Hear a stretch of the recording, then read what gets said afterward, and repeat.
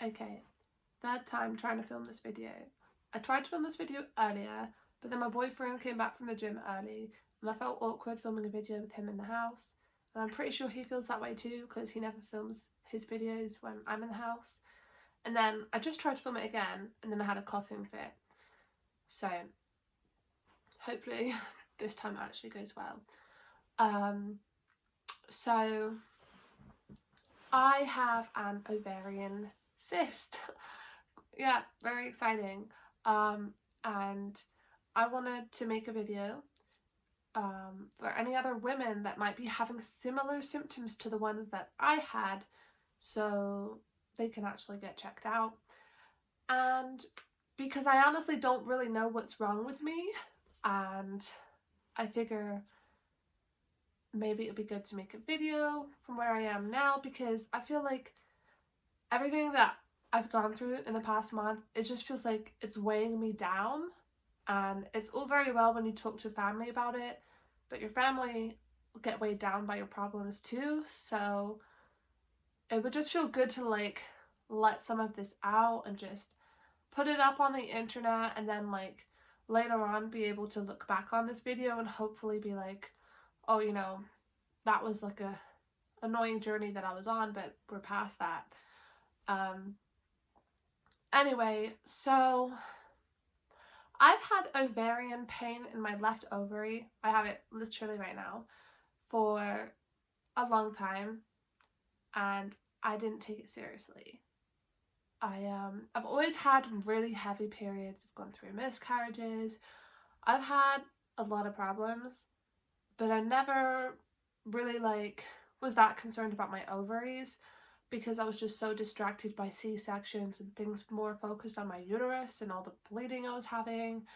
And I saw doctors in the past for my periods and I was put on birth control, but then the birth control caused me really bad migraines and they were worried that I was getting a blood clot on my brain, so they stopped it.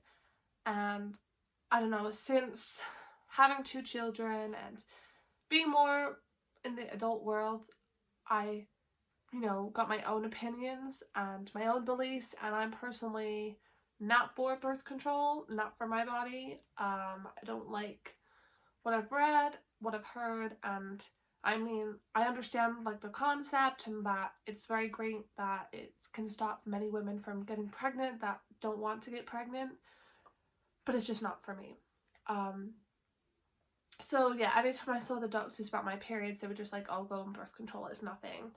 And then in the past couple of years, I've noticed that whenever I ovulate, it's pretty painful. Like I'll get like a very deep ache in my left ovary, but I just thought that was ovulation pain and I didn't think too much of it. And for a while I'm just like, am I only ovulating out the left side, because it's always hurting out the left side. But now that I'm more aware of what's actually going on, I've realized ovulation pain shouldn't hurt that much, and I'm only feeling it on the left side because I have an ovarian cyst on the left side and not on the right side. Anyway, over the last few months, I noticed after I eat a lot, I started to get a lot of bloating and like a lot of discomfort on the left side. And at this point, I still wasn't aware. I still hadn't put 2 and 2 together, and I was just like, oh, I'm getting a stomach ache on the left side because, I don't know, I'm just like, all the intestines go like all over your stomach, and I'm just like, maybe I'm just getting stomach aches on the left side. And you know, I was always tied up with taking care of my kids and doing things for my children, so I'm just constantly on the go. I never really had time to sit down and really think about the pain. I'm just like, oh, I'm just getting stomach aches on the lower left. And I just didn't realize it was my ovary.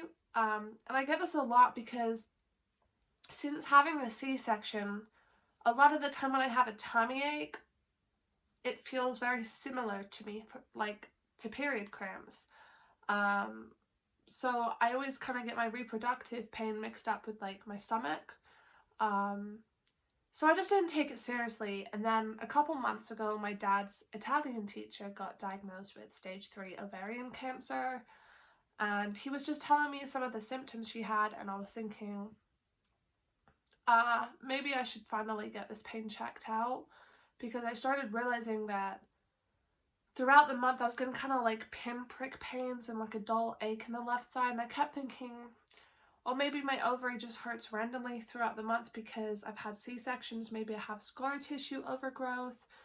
So I kept kind of just thinking maybe it's these things, because I'd been to the doctor very recently because I have a bone literally sticking out through my sternum, and I went to the doctor and they're like, oh, it doesn't matter, like, we're not going to do anything. And I just had very bad experiences on the NHS, so I just didn't have a whole lot of faith in them. So I'm just like not taking things seriously when it came to my own body. Anyway, once I started thinking about the symptoms that my dad's Italian teacher had, I started getting a little bit anxious, and I'm like, I think I'm going to finally see the doctor about this and just make sure that my ovaries are fine. And I really, really expected things to come back as like a-okay, because I just really thought that it would be nothing, and that was not the case. So I went to the doctor and they pushed down on my tummy, and they were like, oh, well, there's nothing large that I can feel. There's obviously like no huge tumor or anything. And I wasn't in too much pain when they were pushing down. It was just kind of a little uncomfortable. Anyway, they decided to refer me for an ultrasound. So I waited like 3 weeks, and then I had an ultrasound. And as soon as I was in the ultrasound, I knew that something was wrong. Just by the ultrasonographer's face, he was just like constantly going back to the left ovary, and he went back on the outside of my tummy with the probe, and he just had this look like something wasn't right, and he was obviously like trying to zoom in and take pictures. So at that point I knew something was wrong, and I went on vacation right after the ultrasound to Italy for the half term. And unfortunately, I spent most of my trip feeling very anxious because I knew something was wrong with me.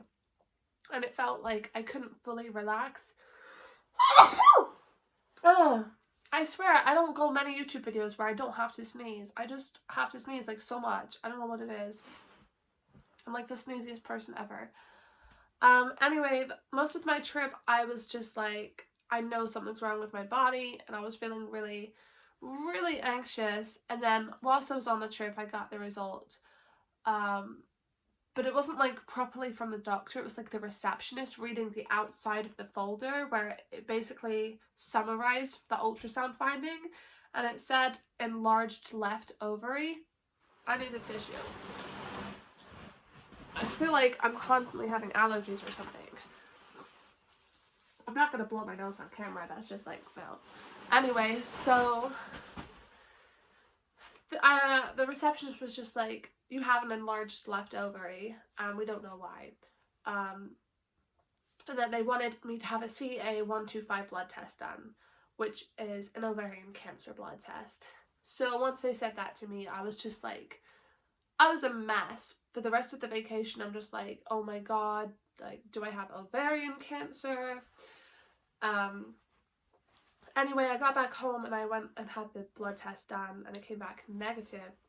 But I still was not and am not reassured, because I've read that in 20% of cases of ovarian cancer, the CA125 test is negative.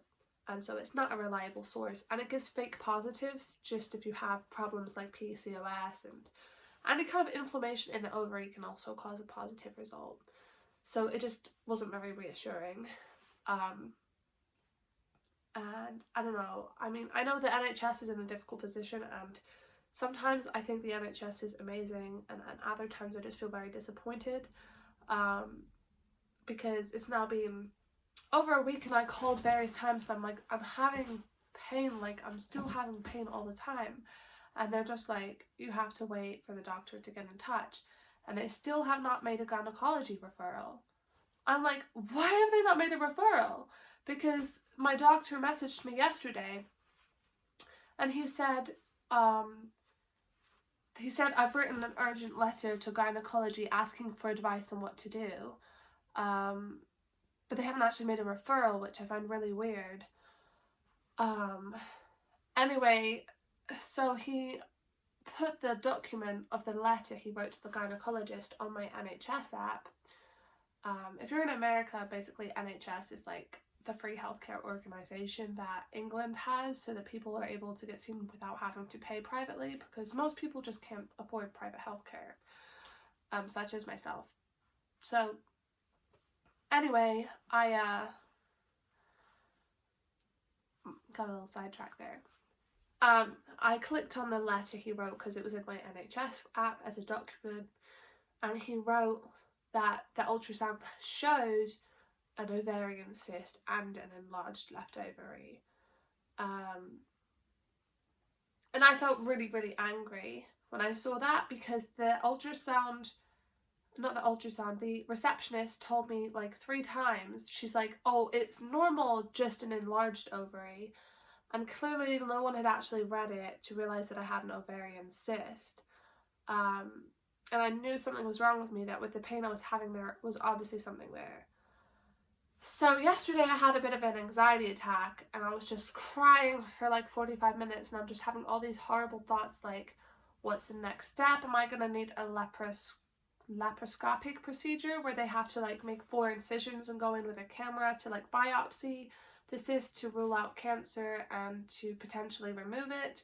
Like, am I gonna need surgery? Am I gonna need to go under a general anesthetic? You know, everyone has their fears, and my biggest fear is general anesthesia.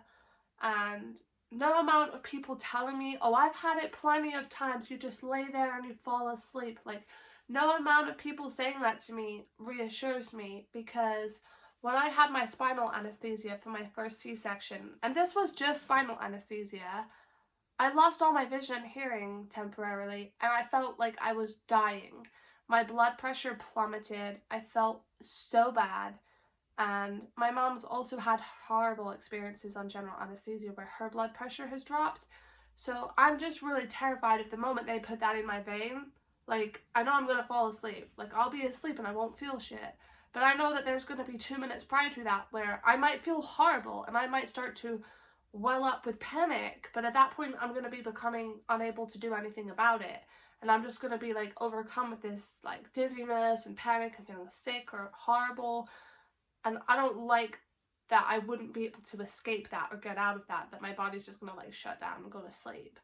And that maybe I'll wake up feeling really ill. And you know, I still have, even though I have a 2-year-old, she's still very much extremely dependent on me, and she breastfeeds a lot, and I just don't want to have to be apart from her. And then if there's a post-surgery complication and I'm like needing to be in hospital overnight, like, she can't sleep without me. My daughter still breastfeeds to sleep at 2 years old.